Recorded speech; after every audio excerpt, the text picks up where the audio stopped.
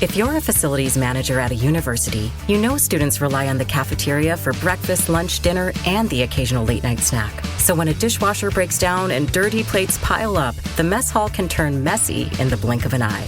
Enter Grainger.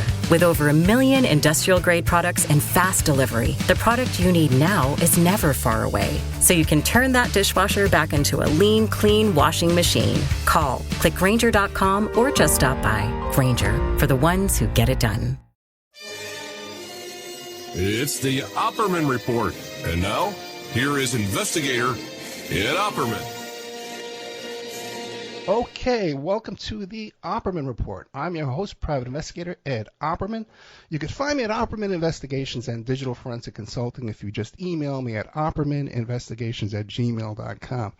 Our guest today has been here before, Steffen Hou, H-O-U, and you can find him at steffenhou.com. We've had him on a couple of times before to talk about the deprived, innocent on death row, and of course, moms of the missing, living the nightmare. He's back now. He's been working on this film for 10 years. Now you can get this film on Amazon for 99 cents. I asked him for a free screener. I didn't realize it was only 99 cents, but he sent it to me right away. The film is excellent. It's called Face of Hate.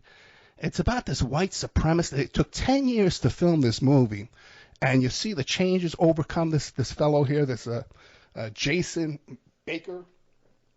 So, Mr. Steffen Hou, are you there? Yes, I am. And you know, I'm sorry to say or tell you now, but you can actually also even watch it for free on the Roku channel. Well, there you go. Well, you send it to me for free anyway, but you want to make some money, so send it to Amazon for the 99 cents. Thanks for promoting that. Yeah, thank you so much. And by the way, I got to tell the audience, Steffen Hou is such a gentleman. This guy, we've had so many problems with the hurricane and the recording. My computer's going down. He's been so patient with me. Steffen Hou, God bless you, man. You got the patience of a saint.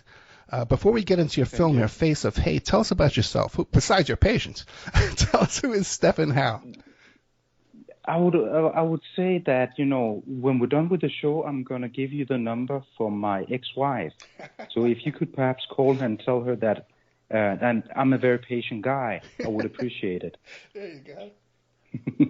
So, but besides that, I consider myself to be, you know, a super normal guy, 49 years old. But what perhaps makes a difference towards a lot of other people is I'm also super curious. And when I get curious about something, I dig my nose into it. So with the previous work that I've done, writing about children abducted and so on, actually started out because I got curious about what human trafficking was. And I dived into that and actually did a lot of work around that for years. I also got curious about what is it like being on death row if you're actually innocent of the crime that you're convicted of.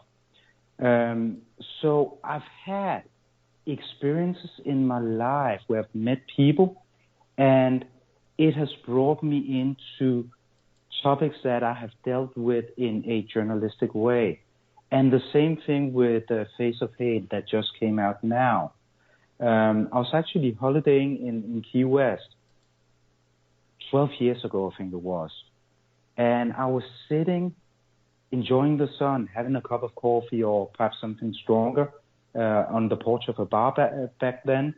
And I sat next to a guy. He was covered in swastikas and stuff like that. And out of curiosity, I asked a bit about his life because that is my nature as a journalist, asking people, you know, out of the blue, asking them questions. And he told about white supremacy and how he was even, you know, a soldier in the U.S. Army. And I was surprised that the KKK, which he was a member of as well, that they still existed. And that is how I came across with Face of Hate. That was the link between me and diving into that. That was out of the blue, meeting this KKK soldier, I was almost saying. And that was how I got started on this project. Very interesting. Now, and that was when he was, because if you watch the film Face of Hate, you can get it on Amazon for 99 cents. If you watch it, right, I mean, you get to the end, I would encourage you to go right back to the beginning again and watch those first scenes again, because you can see the transformation of this fellow. From what he looks like today, walking around sober, clearly, and what a mess he was back 10 years ago. So when you met him in Key West, I've been to Key West, I love it down there. So when you met him in Key West, he looked like a junkie like that, he was that far out there. No, because perhaps I wasn't clear on that. Perhaps I met a guy. Oh. His name was actually Thomas, but this guy Thomas, him being a member of the KKK, turned me on to investigating even further if the KKK really still existed and what kind of members that belonged to the KKK. And the link was, I reached out to, I would say, at least 100 KKK members. I investigated online, etc., who they were, and I would get in touch with them. And most of them would be hesitant towards talking about their affiliations.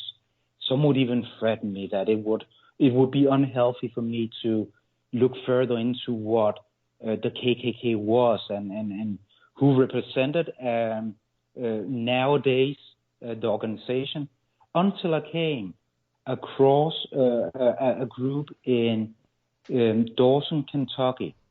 It was a KKK chapter called IKA, Imperial Klans of America. And quickly I found out just by researching them that they were extremely violent. They had, attacked a number of innocent people based on solely their race, etc. And the spokesperson for this Klan group was Jason Barker.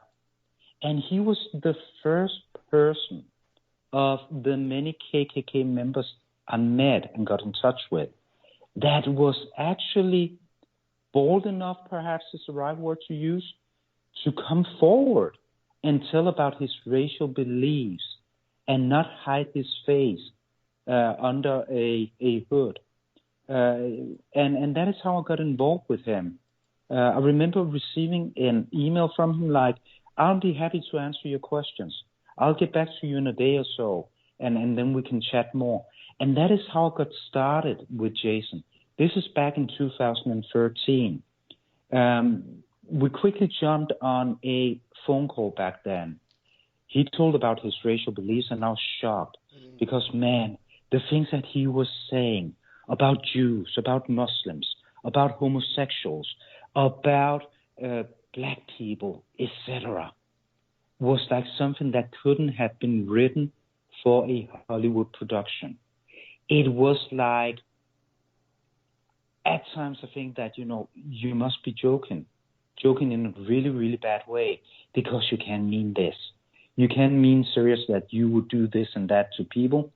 But as I got to know him, I would say I found out that he was not only saying it, he had also put actions behind his racial beliefs. This was in 2013. The first interviews that I did with him was for a book that I was planning on writing. And I found out that already back in 2001, he backed his hatred with actions when he got into a fight with a black state trooper. And he was convicted and put behind bars for years under the assumption that it was based on race and therefore considered to be a hate crime. And as you said, and I'm so glad that you're saying it, go back after you watch the 84 minutes. Look him into the eyes when we start. Look at the way that he carries himself. When you look at Jason, and especially when you meet him in real life for the first time, you look at him and he's like kind of a human pit bull. He is very stocky and, he's got the tattoos coming up his neck. It's like he's heavy breathing all the time. his eyes turns to be or seems to be almost dead, almost black. And it's a completely different person in 2013, 14, 15, and not least in 17 when we got rolling with the movie. After having, done all these years of research, to the guy that you meet in 2023, 24, where the dead black eyes are filled with tears as he explains how regretful he is, how ashamed he is of himself, how he has wasted half of his life being hateful. And why I catch on to what you're saying about go back, look at his eyes, is because I've been telling a few people about the transition that he has made. And I am bold enough to say, I really don't think that's seen on television before in such a straightforward, honest way as we do it in Face of Hate. And if you don't believe me, just turn off the sound.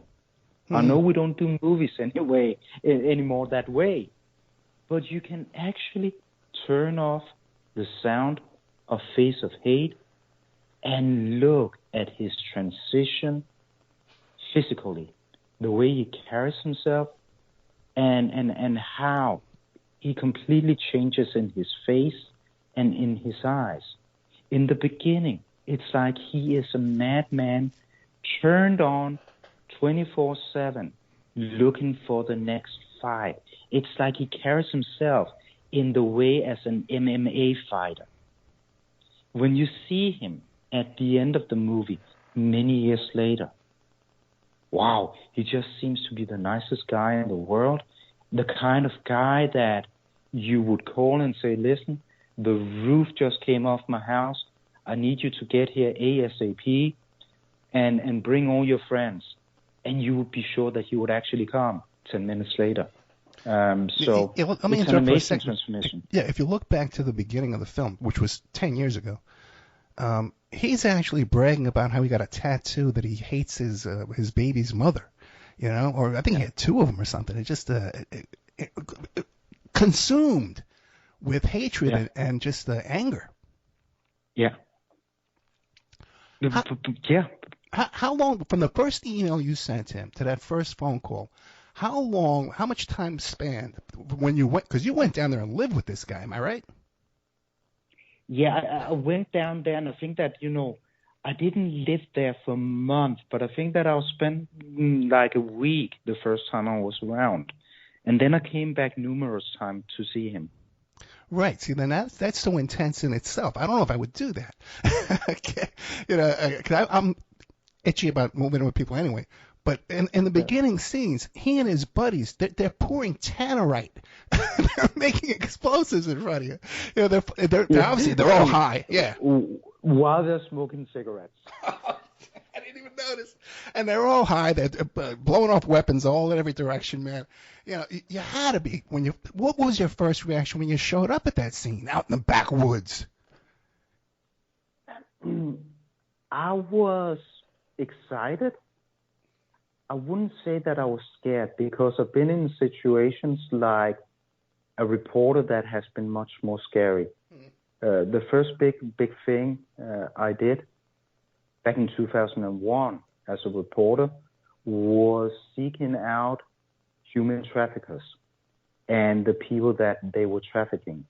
So I actually back then moved into, really scruffy hotels in Belgrade, Serbia, and lived with them there. That was scary because that was people that would kill, without a blink of an eye. And I was actually back then myself taken at gunpoint by human traffickers who was trying to scare me off. So I would say that was really scary. And when you've been in a situation like that, things seems a bit easier. But this time I took a lot of precautions with visiting Jason. One thing that I did was I have a great friend, Felix, that at the time was living in Miami. For a couple of years, He was working as a police officer in Miami. And before that, I think that he spent almost 10 years as a Special Forces soldier in the U.S. Army. So I did a lot of talking with him about how to conduct myself and how I would check in with him, almost as if it was a military operation. He would ask me certain questions, and if I didn't respond in a certain way, it was a sign that everything was not okay, etc. I gave him my position to where I was, and so on, and I left all stuff behind that could implicate myself in the way that Jason would actually perhaps get violent with me and not see me as a friend but an enemy. Because on my private phone, I would have pictures of black people that I know, that were friends of mine and so on. What if he actually decided that, he was going to investigate what I had on my phone, etc.? So I did a lot of stuff. But when I met Jason, I saw a beast, and I saw a person that was despicable in many ways. But at the same time, there was just something human about him. And the sense that I got was he may be a bad guy the way that he portrays himself and carries himself, but there is something good inside of him, something good that is trapped and wants to get out. And I just got that feeling that I was going to be the ear that was going to listen to the good that was trapped inside of him, and eventually later on help him getting it out. So it was with mixed emotions. Scared, naturally, because of all the guns around. Scared because what you don't see all the time in the picture is, often when we filmed, he had his affiliates around. And one of them had worked as a hitman for the skinhead movement in Michigan. Another guy was a high-ranked outlaw biker. And they were all, violence was everyday life for them. So naturally that gave me some kind of anxiety, but at the same time, I also felt that Jason really saw me as a friend. And me being from Denmark, being, the prototype of what he at that time believed people should be, blonde, blue eyes, etc., was almost like he put me on a pedestal just because of my own race coming from Scandinavia. So that helped along a more friendly environment. But naturally, these people, they can shift anytime and moment. Oh, yeah, and they're all on the same team. So you have a beef with one of them, they're all going to jump on you at the same time. They're going to be more loyal to their guy than this outsider. Now, what about were they using drugs in front of you and stuff like that, or committing other kind of crimes? Like drug dealing and things. They actually did. Yeah. And one of them actually encouraged us to film him and use it in the film where he cuts up some methamphetamine and snorts it in front of the camera. And we did some great filming of that, but we decided not to put it in the movie. When you've been filming for as many years as we have, we could actually have done 10 times 84 minutes. So, with all these 50 plus hours of footage, perhaps, even closer to 100 hours, breaking that down to 84 minutes means that a lot has to go. But in that way, some of them did do drugs in front of us. One guy had heroin delivered to the house in front of us.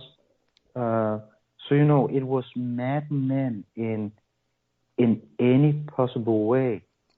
But as it turns out, it was also victims of their own hatred, and by the end of the day, good guys who just had perhaps a wrong upbringing, a wrong way into this life. Because what I found out and learned about Jason is that the reason why he turned out as evil as he did for many years was actually based on a sad background, a real tragedy, when his mom died in his arms. Yeah, his mom died in his arms at the age of 7. How many people experience that in life, that a mom dies in their arms, and even at the age of 7? Jason, he did that as he was out walking with his mom one night, and they were both hit by a car, or she was hit by a car, holding his hand, but because of the force of the car, he was brought to the ground as well, to put it mildly, just like his mom. The only difference was that Jason could crawl up to his mom, realizing that she couldn't breathe. She had blood coming out of both her ears, eyes, and all possible ways. And she took her last breath in his arms on a dirt road in Michigan, before the time of cell phones, far away from the closest house. And one thing, kind of banal, but that really, hit me when Jason and I spoke about this the first time, was the guy driving the truck thought he had hit a deer. So he came out of the car and just looked at this 7-year-old boy trying to save his mom. And I remember Jason telling me that this grown man driving the truck, was so horrified by the view of the mom in the ditch that he kind of froze. He kind of, was numbed and didn't help this little boy saving the mom. Instead, he took off in the car, thank God, to a close-by house, called the police, called an ambulance, etc. But as he took off, it was still this 7-year-old boy that was in the ditch trying to save a mom. I know, being a father, that a child of 7 is not really capable and should not be capable of going through such a horrible thing as Jason did. And that is where all his hatred, I believe, comes from. Yeah, because I can't imagine he had like a support system around him. You have this kind of trauma in your life. Some kids, you get therapy. They have a loving family around them. I guess he didn't have anything like that, right? He didn't have anything, and it's even more gruesome. This happened during night.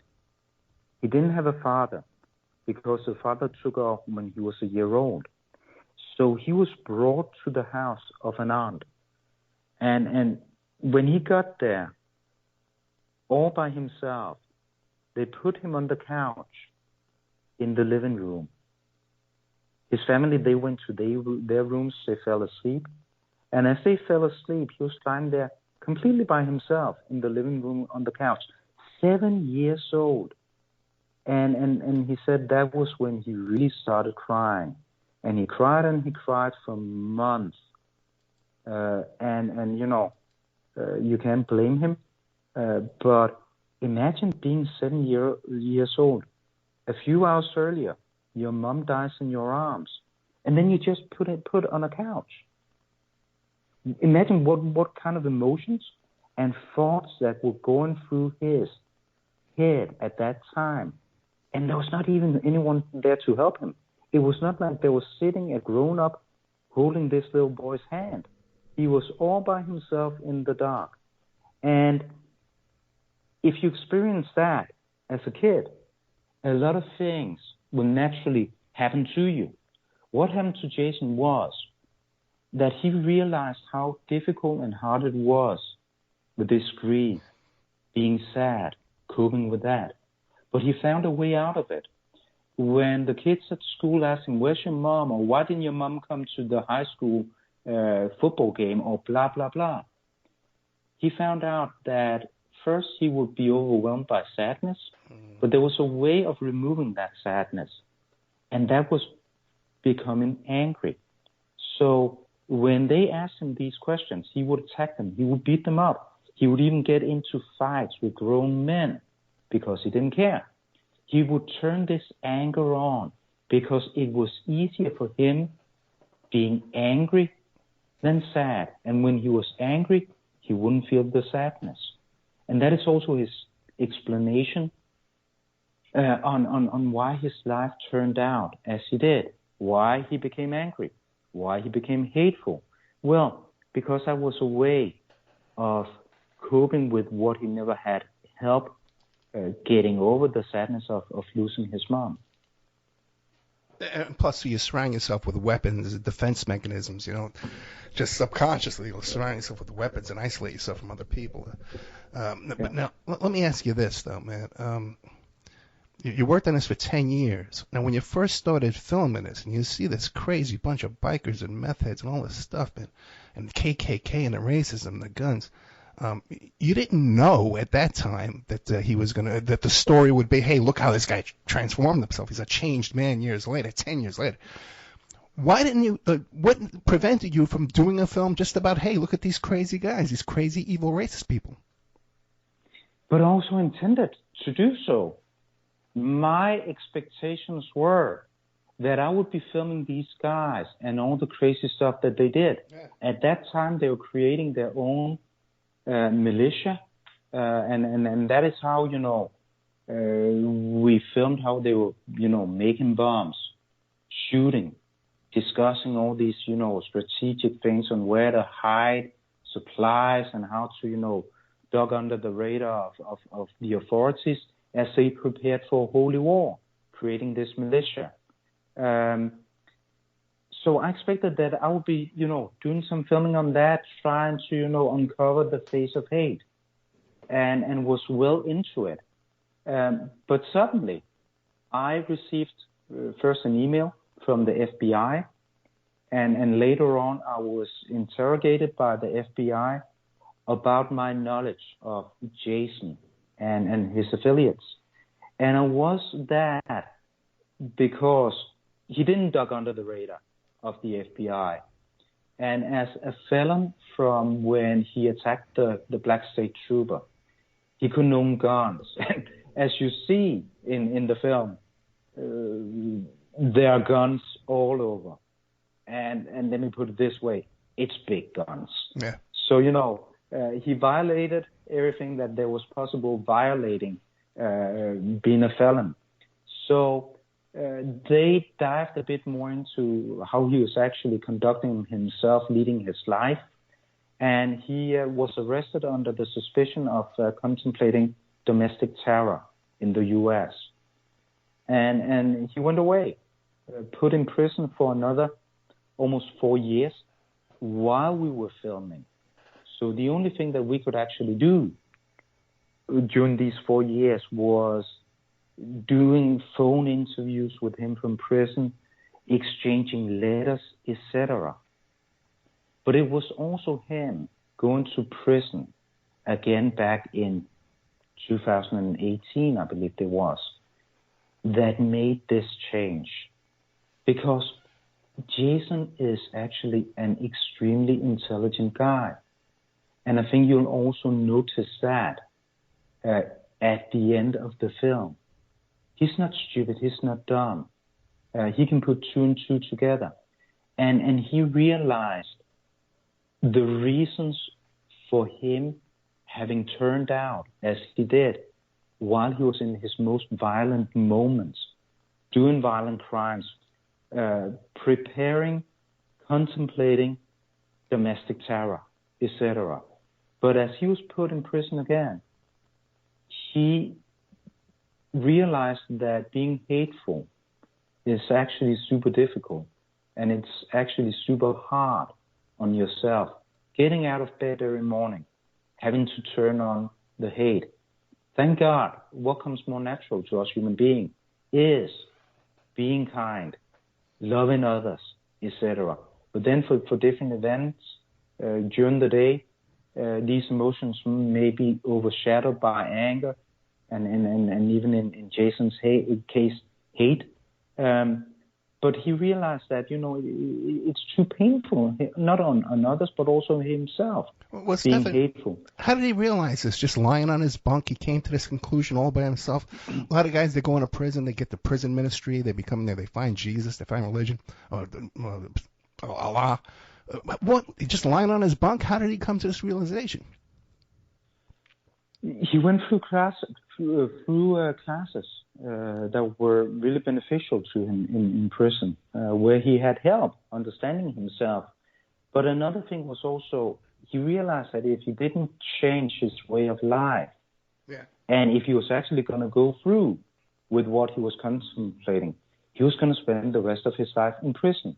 And if he was going to spend the rest of his life in prison, he would definitely lose all connection with his kids.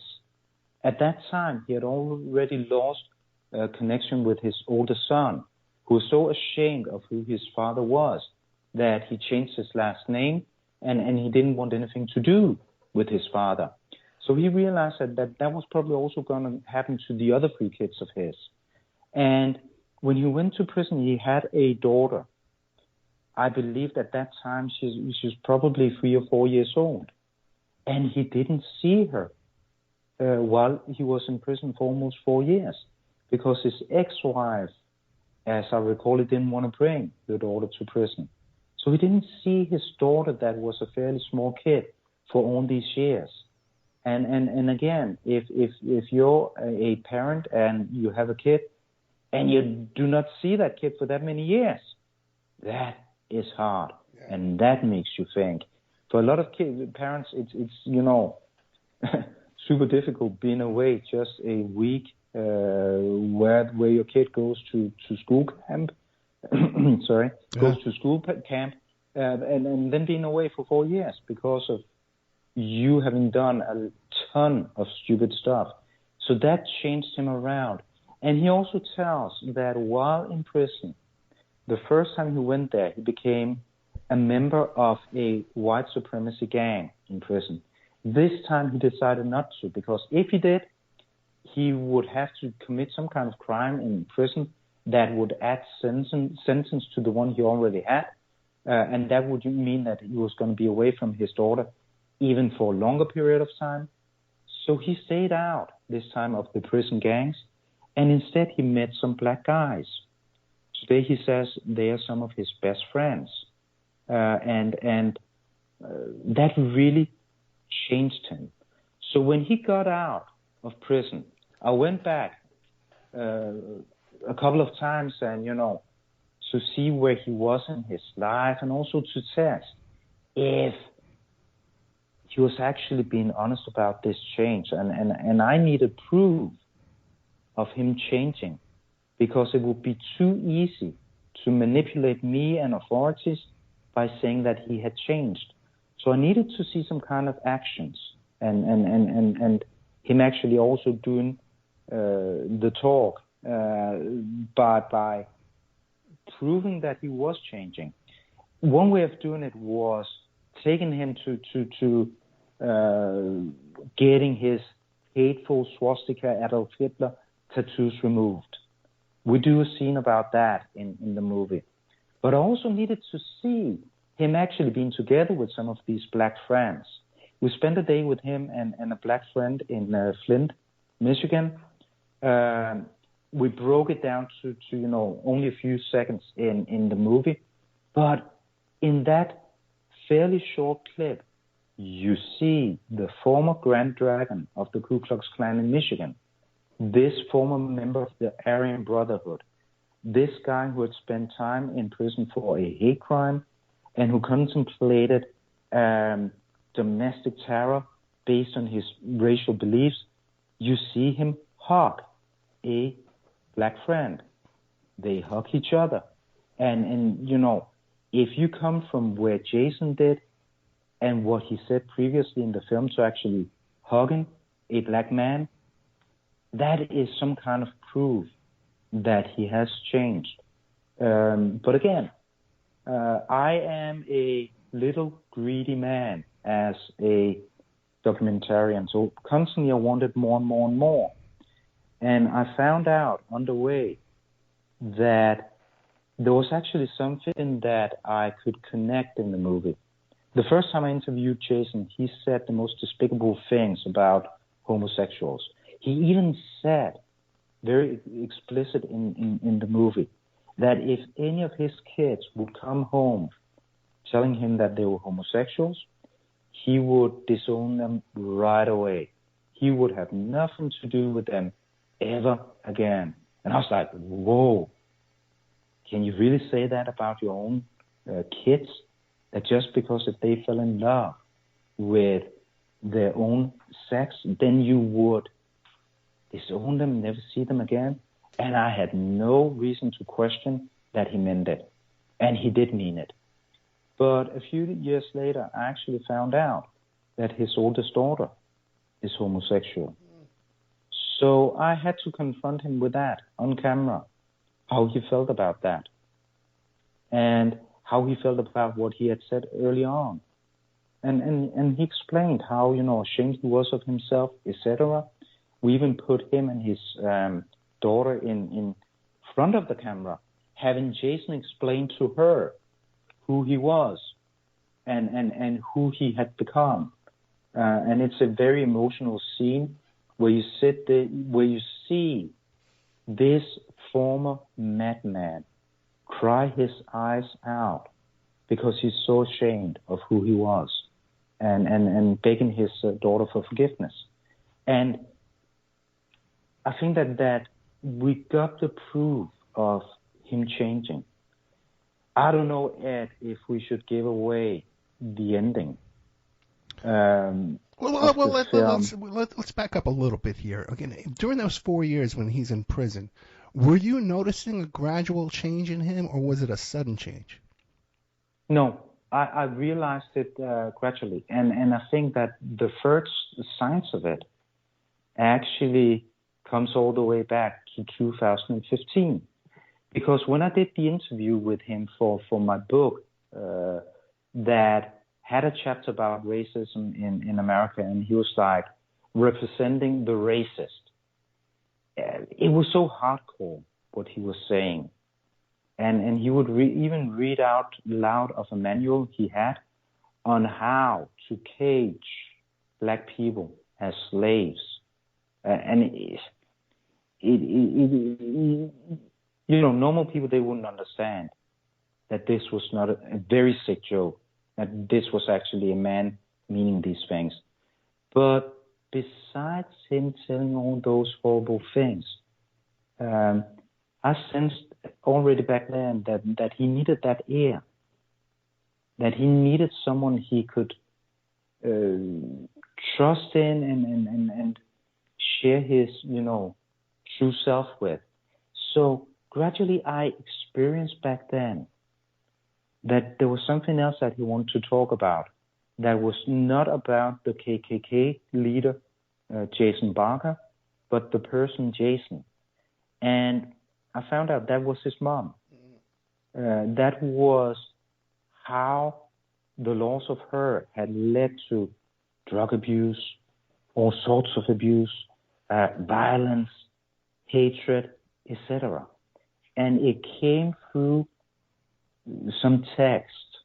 He had portrayed himself as this hardcore racist in control of everything and everyone. And then suddenly he started talking about that everything was not so A-okay in his life.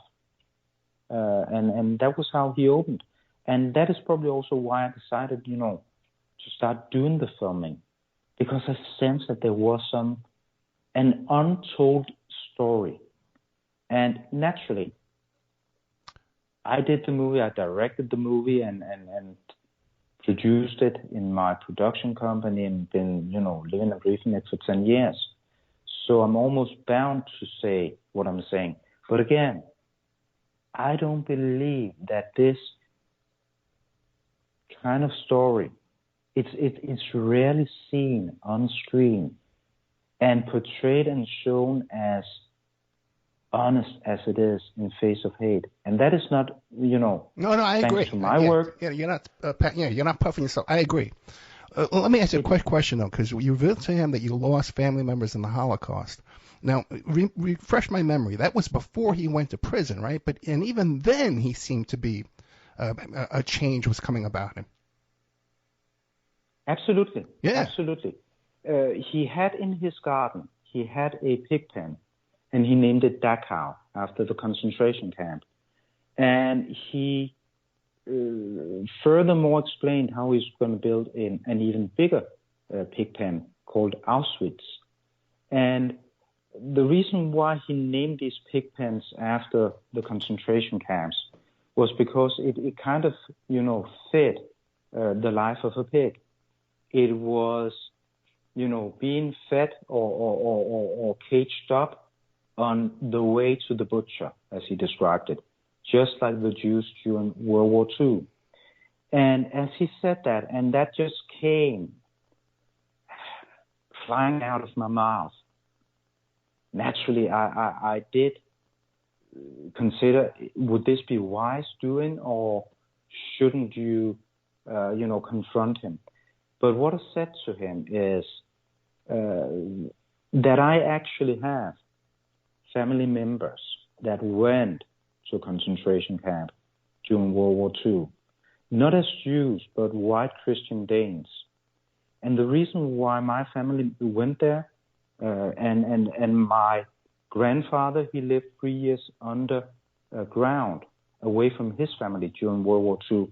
And both my father's family and my mother's family have been heavily affected by the World War II, because both families were in the resistance movement.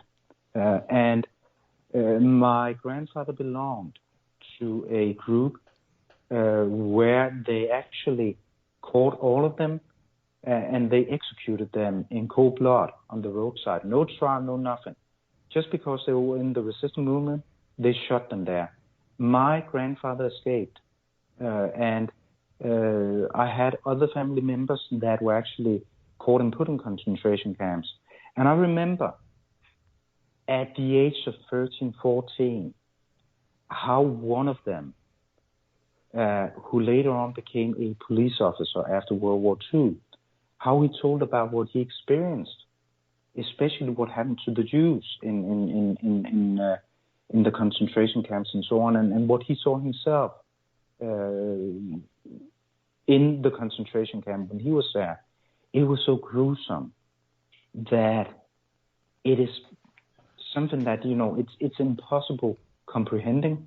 But I saw this big, proud man becoming the smallest person on this earth, as he told about what was going on in the concentration camp. And I remember how he was crying, and just because he had seen and experienced something with his own eyes that no one should.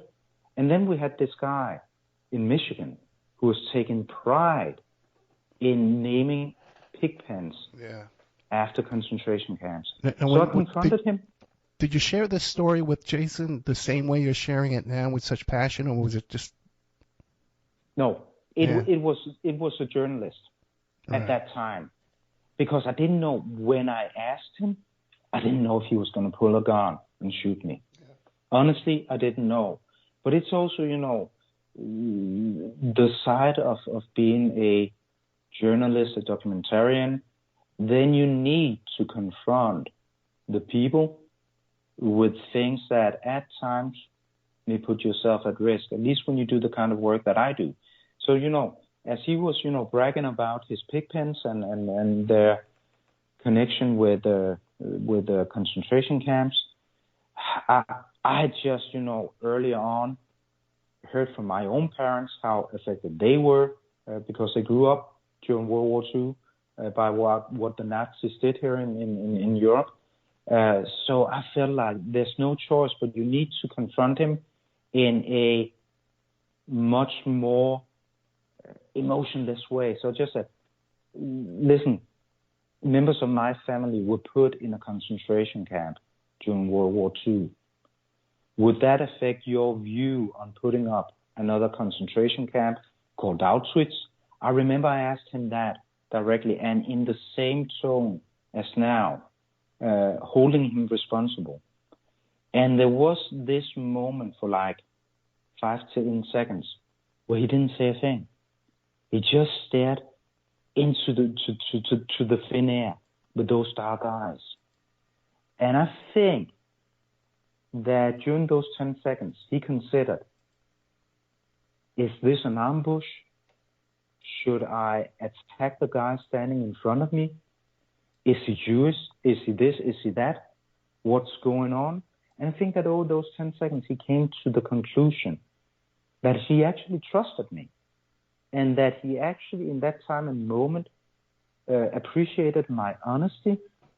I think he felt ashamed of what he'd done, because to start out, he was actually probably thinking, oh, Steffen, he probably thinks I'm a cool guy and this is a cool thing, like I do myself and the rest of my buddies.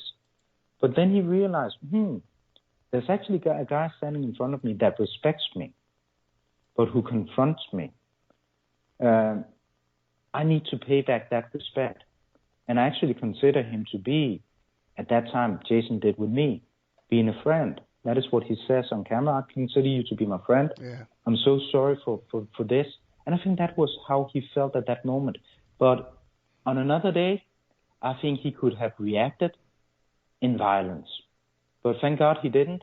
And we sat down afterwards. Wait, really quick, was he alone or were his friends around when you had that little confrontation? He had his cousin, Red, around, who's also in the movie. Yeah. And Red has spent more than half of his life in prison for really violent crimes, shootouts with the cops' arm, robbery, and he even did these hit jobs for the skinhead movement. So really bad guy as well, but he was also around. Okay, then I want to back up again a little bit because it turns out, what caused him to go back to prison was your footage and you speaking to the FBI. Were they aware of that? How did that all pan out? Because I can't imagine somebody forgiving you for that. No, but I actually think that I am the one who should forgive Jason, because the reason why I came on the radar of the FBI was because they found this footage on Jason's computer, but not footage that we had done. Oh. It was footage of me and the camera crew filming Jason. So while we were filming them, they were filming us.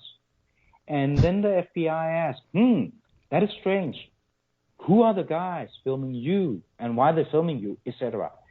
So Jason and his affiliates, they tell the FBI that we're a camera crew out of Copenhagen, Denmark, doing a documentary.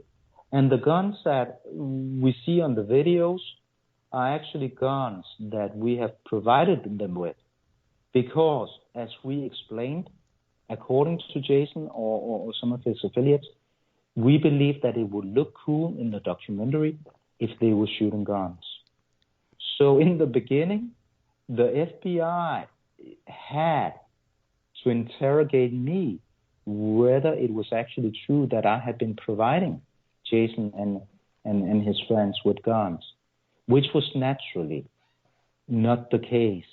And as the FBI came to the conclusion very early in the interrogation that they didn't believe the story, naturally they needed to try it out.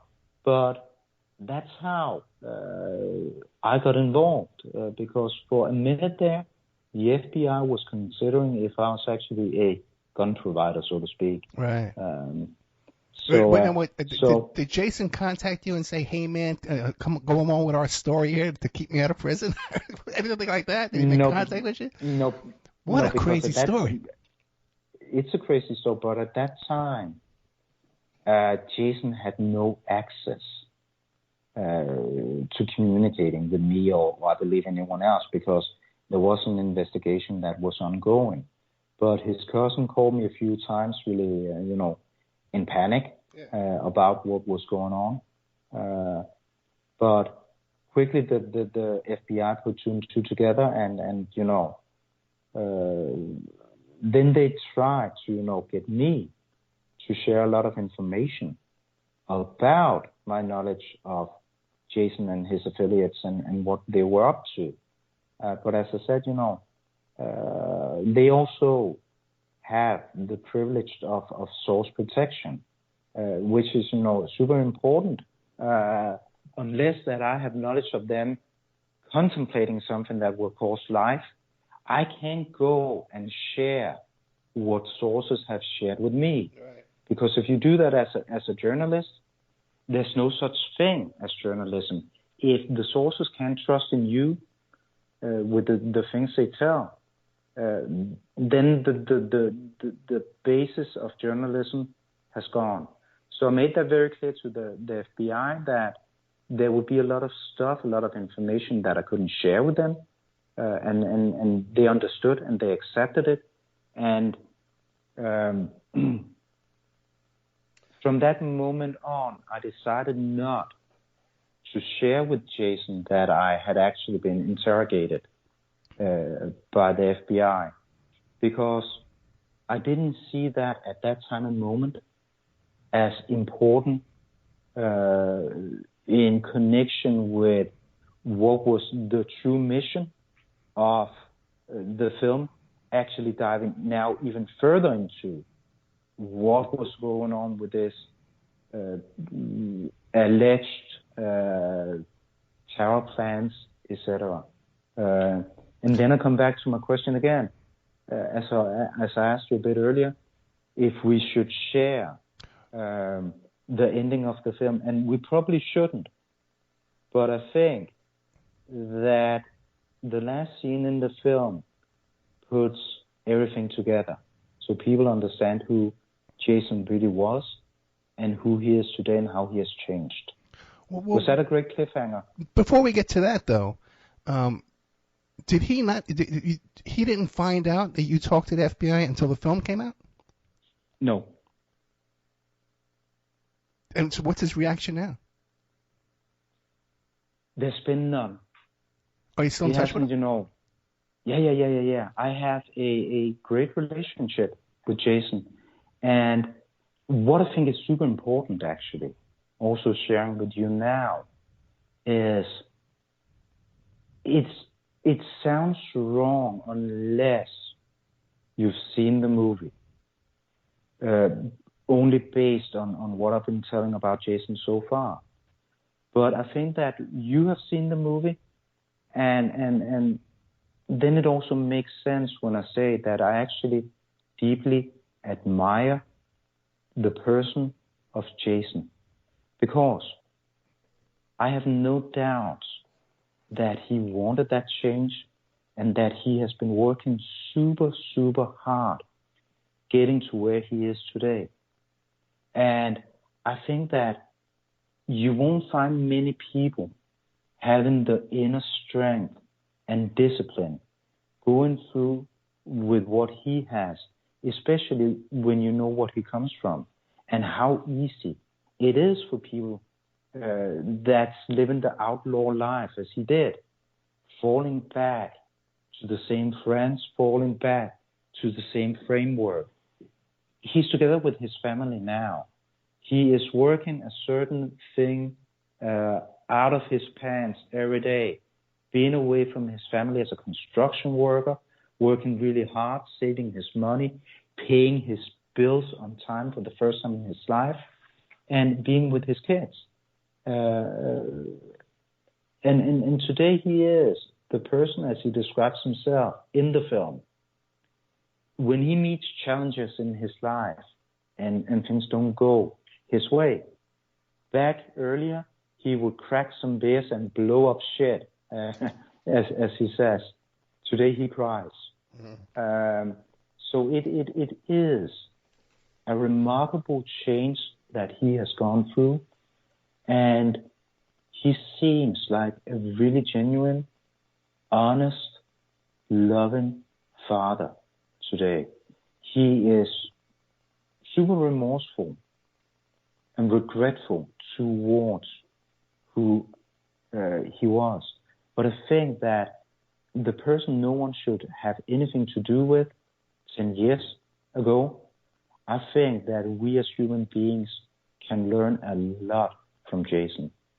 And not least, understand that often there is a reason for people becoming violent, hateful, angry, and despicable human beings that none of us likes. And in Jason's case, it was definitely what happened to him when he was 7 years old. And the only family he really had. He's very grateful for what his uncle and aunts and so on did for him when the mom died. But I remember him saying that the first sense of belonging truly was when he was, I believe, 15, 16 years old, and he met the Ku Klux Klan, which makes sense because they prey upon vulnerable young people. And he was vulnerable because he was alone. So they preyed upon him and gave him a sense of belonging when he was 16, and he got in to the hatred. So with that knowledge and knowing where he comes from, it makes sense that when there was no one to catch him, and he fell and he fell and he fell, he also fell into this deep, dark hole of hatred. And that makes him more remarkable that he's now out in the light. Well, let me ask you this, and this will probably be the last question before we run out of time. You said 10 years ago, roughly 2013, you're down in Key West, Florida, which is a pretty liberal kind of open, party town, Now, and you saw this fellow here expressing this extreme hatred and bigotry with the Nazi tattoos. And you were shocked by it. Am I right? You were surprised to see that in 2013. Yeah. Well, today, 2024, just recently, after this election especially, I don't want to get too political, but I noticed on a Facebook group in another Florida town here, there was an incident with some black kids, having a kind of a riot, And the open racism that I'm seeing, it shocked me, just because the kids were black who got into this big fight. What do you make of this? Do you see a resurgence of this type of intolerance and bigotry? I actually think that it goes long back. A lot of people talk about how Trump being elected as president the first time, how that kind of legitimized racism and hatred and so on. We all know the stories and the debate in the U.S. about this back and forth. Yeah. But if you actually dive into the statistics, it shows that the big growing numbers of hate groups and members of them happened in 2008 when Obama became president. Right. Because back then, a lot of white Americans, they felt that it was they could no longer take for granted that they had, access to resources, and still that it was the white man and the English language that would forever on be in control within the United States of America. They felt threatened back then, and that made them join. So in 2008 and forward, you saw these hate groups and the number of members of the hate groups skyrocketing. Yeah. So it actually goes all the way back to there. And we've been talking to Steffen Howe. Steffen Howe, H-O-U. You can find him at steffenhowe.com. The film we've been talking about is called Face of Hate. I really encourage you to go out to Amazon, check it out. Amazon Prime for 99 cents. You can find Steffen Howe on Instagram and Facebook. He's always posting really interesting content. There's going to be a book coming out about Face of Hate and the creation of Face of Hate.